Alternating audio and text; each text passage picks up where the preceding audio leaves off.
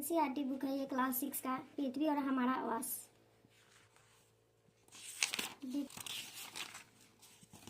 पहला चैप्टर है सौर मंडल में पृथ्वी। इसमें का जो ऑब्जेक्टिव है इसका इस वाले बुक में मिल जाएगा आपको। परिचय एनसीईआरटी एमसीक्यू भारत और विश्व का भूगोल जो 6 से 12 तक पुरानी ऑनलाइन एनसीईआरटी है। इसमें कक्षा 6 का पहला चैप्टर कर दिया हुआ है सौर मंडल में पृथ्वी। निम्नलिखित में से कौन सा खगोलीय पिंड है? सूर्य, चंद्रमा, पृथ्वी या उल्का पिंड? ये सभी क्या है? खगोलीय पिंड है। देखिए ये क्वेश्चन आपको यहाँ पे मिल जाएगा। सूर्य, चंद्रमा तथा वे सभी वस्तुएं जो रात के समय आसमान चमकती है वे खगोलीय पिंड कहलाती है। क्वेश्चन है किन खगोलीय पिंडों को तारा कहते हैं जिनके पास अपनी ऊष्मा तथा प्रकाश होता है? देखिए यहाँ पे दिया है कुछ खगोलीय पिंड बड़े आकार वाले तथा गर्म होते हैं। ये गैसें से बने होते हैं। इनके पास अपनी ऊष्मा तथा प्रकाश होता है जिससे वे बहुत बड़ी मात्रा में उत्सर्जित करते हैं। खगोलीय पिंड को तारा कहते हैं। 6 का नाम है सामाजिक विज्ञान पृथ्वी और हमारा वास। चैप्टर नंबर 1 सौरमंडल में पृथ्वी। क्वेश्चन नंबर 1 निम्नलिखित में से कौन सा खगोलीय पिंड है? सूर्य, चंद्रमा, पृथ्वी, उल्का पिंड? सभी क्या है? खगोलीय पिंड है। क्या यहाँ पे दिया हुआ है सूर्य, चंद्रमा, पृथ्वी, उल्का पिंड तथा वे सभी वस्तुएं जो रात के समय आसमान में चमकती है खगोलीय पिंड कहलाती है। दूसरा क्वेश्चन है किन खगोलीय पिंडों को तारा कहते हैं जिनके पास अपनी ऊष्मा तथा प्रकाश होता है?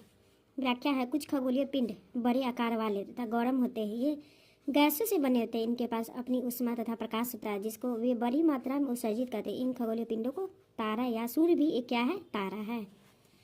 क्वेश्चन नंबर 3 तारों के विभिन्न समूह के द्वारा बनाई गई विविध आकृतियाँ क्या कहलाती है? नक्षत्र मंडल। रात्रि में आसमान की ओर देखते समय तारों के विभिन्न समूहों के द्वारा बनाई गई आकृतियाँ दिखाई देती है उसे नक्षत्र मंडल कहते हैं। 4 नंबर है अंतरिक्ष से संबंधित अर्सा मेजर या बिग बियर का संबंध किससे है? नक्षत्र मंडल से। अर्सा मेजर या बिग बियर एक प्रकार का नक्षत्र मंडल है। स्मॉल बियर या सप्तऋषि यानी 7 तारों का समूह बहुत आसानी से पहचान में आने वाला नक्षत्र मंडल है। यह एक बड़े नक्षत्र मंडल अर्सा मेजर के भाग है। 5 नंबर किन खगोलीय पिंडों को ग्रह कहा जाता है जिनके पास अपनी ऊष्मा एवं प्रकाश नहीं होता एवं जो तारों के प्रकाश से प्रकाशित होते हैं? व्याख्या है कुछ खगोलीय पिंडों में अपना प्रकाश ऊष्मा नहीं होती, वे तारों के प्रकाश से प्रकाशित होते हैं। ऐसे पिंड ग्रह कहलाते हैं। ग्रह जिसे अंग्रेजी में प्लैनेट कहते हैं ग्रीक भाषा के प्लेनेटाई से बना है। इसका अर्थ होता है परिभ्रमक अर्थात चारों ओर घूमने वाले। 6 नंबर है निम्नलिखित कथनों पर विचार कीजिए। पृथ्वी एक ग्रह है तथा यह अपना संपूर्ण प्रकाश एवं ऊष्मा सूर्य से प्राप्त करती है। दूसरा नंबर है पृथ्वी सूर्य से दूरी के हिसाब से चौथा ग्रह तथा आकार में तीसरा ग्रह है। केवल पहला सही है। पृथ्वी जिस पर हम रहते हैं एक ग्रह है। यह अपना संपूर्ण प्रकाश एवं ऊष्मा सूर्य से प्राप्त करती है जो कि पृथ्वी के सबसे नज़दीक का तारा है। पृथ्वी की बहुत दूरी से जैसे चंद्रमा से देखने पर यह चंद्रमा की तरह चमकती हुई प्रतीत होगी। सूर्य से दूरी के हिसाब से पृथ्वी तीसरा ग्रह है तथा आकार में 5वां सबसे बड़ा ग्रह है। इसका एक ट्रिक है बसपम यानी बुध, शुक्र, पृथ्वी, मंगल, वस्यन, बृहस्पति, शनि, अरुण, वरुण की दूरी के हिसाब से ये ग्रह है वस्पम और वस्यन। इसको दूरी के हिसाब से आप लगा सकते हैं बुध, शुक्र, पृथ्वी, मंगल, बृहस्पति, शनि, अरुण, वरुण। 7 नंबर सूर्य से बढ़ती हुई दूरी के आधार पर ग्रहों का क्रम जो मैंने आपको बताया था वस्पम बुध, शुक्र, पृथ्वी, मंगल। इसका व्याख्या है सूर्य से बढ़ती दूरी के हिसाब से ग्रहों का सही क्रम बुध, शुक्र, पृथ्वी, मंगल, बृहस्पति, शनि, अरुण, वरुण। 8 नंबर नीचे दिए गए ग्रहों में कौन सा आंतरिक ग्रह है? बुध, शुक्र, मंगल। 1 2 3 व्याख्या वे ग्रह जो सूर्य के नजदीक है एवं चट्टानों से बने हैं आंतरिक ग्रह कहलाते हैं। बुध, शुक्र, पृथ्वी, मंगल आंतरिक ग्रह के अंतर्गत आता है। 9 नंबर नीचे दिए गए ग्रहों में से कौन सा बाह्य ग्रह है? बृहस्पति, नेपच्यून, शनि, यूरेनस सभी बाह्य ग्रह हैं। बाह्य ग्रह सूर्य से बहुत दूर है तथा बड़े आकार के हैं। ये गैस और तरल पदार्थों से बने हैं। बृहस्पति, शनि, यूरेनस, नेपच्यून बाह्य ग्रह है। 10 नंबर नीचे दिए कथन और कारण पर विचार कीजिए। कथन ए बुध का सूर्य के चारों ओर परिक्रमण काल सौर मंडल के सभी ग्रहों में सबसे कम है। कारण आर बुध सूर्य के सबसे नजदीक ग्रह है। ए और आर दोनों सही है और आर एक ही सही व्याख्या करते हैं। आप लोग जानते होंगे बीपीएससी टीचर में कथन और कारण दोनों पूछे जा रहे हैं। व्याख्या बुध सौर मंडल में सूर्य का सबसे नजदीक का ग्रह है। इसी कारण इसका सूर्य के चारों ओर परिक्रमण काल सबसे कम यानी 28 दिन का होता है। 11 नंबर सौर मंडल में किन 2 ग्रहों के बीच क्षुद्र ग्रह पट्टी पाई जाती है? मंगल और बृहस्पति। व्याख्या तारों, ग्रह, उपग्रह के अतिरिक्त असंख्य छोटे पिंड सूर्य के चारों ओर चक्कर लगाते हैं। इन पिंडों को क्षुद्र ग्रह कहते हैं। यह मंगल और बृहस्पति की कक्षाओं के बीच पाए जाते हैं।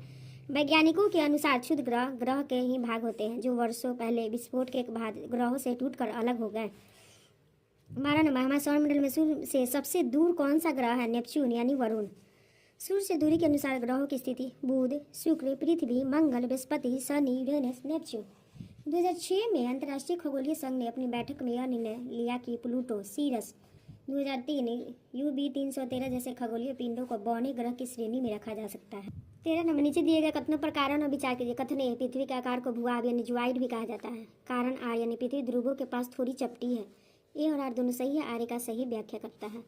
व्याख्या देखते हैं। पृथ्वी से ध्रुवों के पास थोड़ी चपटी है, यही कारण है कि इसके आकार को भूभाग यानी ज्वाइड कहा जाता है। भूभाग का अर्थ है पृथ्वी के समान आकार।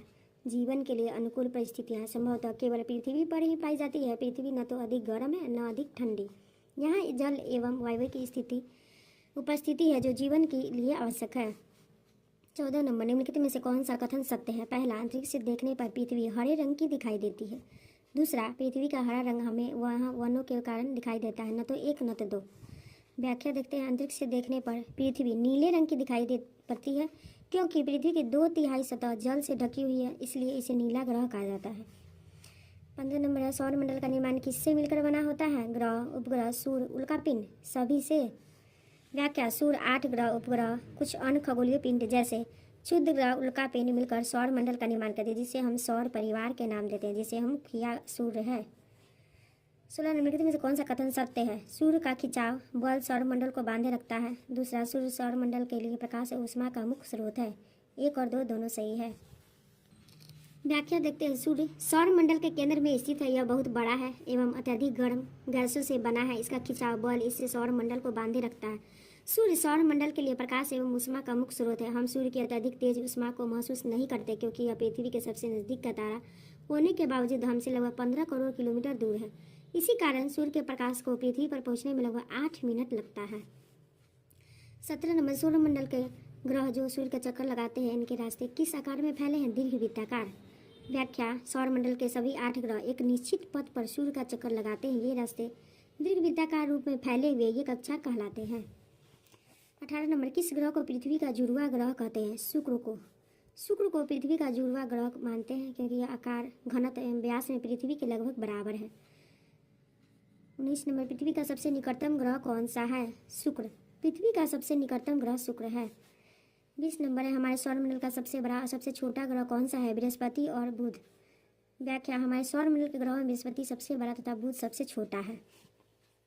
21 नंबर, कौन सा वे 2 ग्रह है जिनका सौरमंडल के अन्य ग्रहों की तुलना में परिक्रमण विपरीत दिशा में है? शुक्र और यूरेनस। अरुण। व्याख्या है, शुक्र और यूरेनस की परिक्रमण की दिशा अन्य ग्रहों से विपरीत होती है। शुक्र एवं यूरेनस घड़ी की सुई की दिशा क्लॉकवाइज यानी घूमते हैं, जबकि अन्य ग्रह घड़ी की सुइयों के विपरीत दिशा यानी एंटी क्लॉकवाइज में घूमते हैं। 22 नंबर, निम्नलिखित कथनों पर विचार कीजिए। पहला, बृहस्पति शनि यूरेनस के चारों ओर छल्ले हैं। दूसरा, ये छल्ले विभिन्न पदार्थों के असंख्य छोटे छोटे पिंडों से बनी पट्टियां हैं। उपयुक्त में से कौन सा कथन सत्य है? 1 और 2 दोनों। व्याख्या, उपयुक्त दोनों कथन सत्य है। पृथ्वी से इन छल्लों की शक्तिशाली दूरबीन की सहायता से देखा जा सकता है। 23 नंबर है, हमारे सौरमंडल में किन ग्रहों के पास एक भी चंद्रमा यानी प्राकृतिक उपग्रह नहीं है? बुध, शनि, शुक्र, यूरेनस। 1 और 3। बुध और शुक्र के पास कोई भी उपग्रह नहीं है। व्याख्या, हमारे सौरमंडल में बुध और शुक्र के पास कोई भी चंद्रमा यानी प्राकृतिक उपग्रह नहीं है। 24 नंबर, इसी दिए ग्रहों में सबसे अधिक चंद्रमा यानी प्राकृतिक उपग्रह किसके पास है? शनि के पास। शनि के पास चंद्रमा की संख्या 146, बृहस्पति के पास 95, मंगल के पास 2, यूरेनस के पास चंद्रमा की 28। 25 नंबर, निम्नलिखित में से कौन सा कथन सत्य है? पहला, उपग्रह अपने ग्रहों की परिक्रमा करते हैं, साथ ही साथ सूर्य की भी परिक्रमा करते हैं। दूसरा, पृथ्वी के उपग्रह चंद्रमा का व्यास पृथ्वी के व्यास से आधा है। केवल पहला सही है। व्याख्या, उपग्रह को अंग्रेजी में सैटेलाइट कहते हैं, जिसका अर्थ होता है साथी या सहचर। ये उपग्रह अपने ग्रहों की परिक्रमा करने के साथ साथ सूर्य की भी परिक्रमा करते हैं। कथन 1 सत्य है। हमारी पृथ्वी के पास केवल एक उपग्रह चंद्रमा, इसका व्यास पृथ्वी के व्यास के केवल 1/4 है। यह इतना बड़ा इसलिए प्रतीत होता है क्योंकि यह हमारे ग्रह से अन्य खगोलीय पिंडों के अपेक्षा नजदीक रहता है। कथन 2 असत्य है। 26 नंबर, प्राचीन भारत के प्रसिद्ध खगोल शास्त्री कौन थे? आर्यभट्ट। व्याख्या, खगोलीय पिंडों एवं उनकी गति के संबंध में अध्ययन करने वालों की खगोल शास्त्री कहते हैं। आर्यभट्ट प्राचीन भारत के प्रसिद्ध खगोल शास्त्री थे।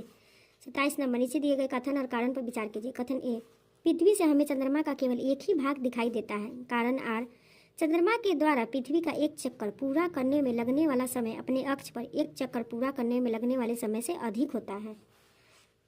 ये सही है परंतु आर गलत है। व्याख्या देखते हैं।